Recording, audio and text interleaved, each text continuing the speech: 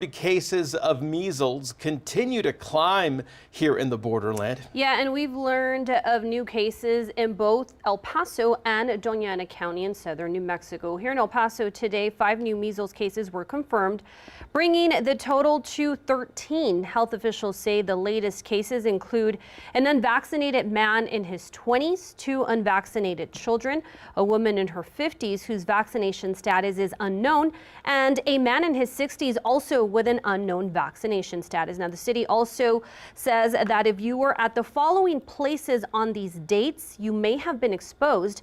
Those are the Walmart Supercenter on Zaragoza on April 4th, the El Paso International Airport on April 5th or 7th, and Los Toreados in Northeast El Paso. That's a restaurant if you were there on April 4th. We also have that list on our website, kfoxtv.com. So of the El Paso cases, Isleta School District officials say they involve 1 student and employees at Bel Air, Hanks, and Eastwood High Schools. A spokesperson says that the district is following guidelines from the El Paso Department of Health.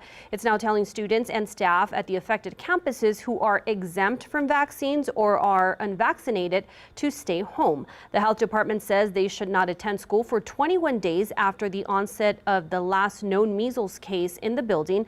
And this may be longer if there are multiple cases at a campus. So meantime, in neighboring southern New Mexico here, the first measles cases have been confirmed in Doña Ana County.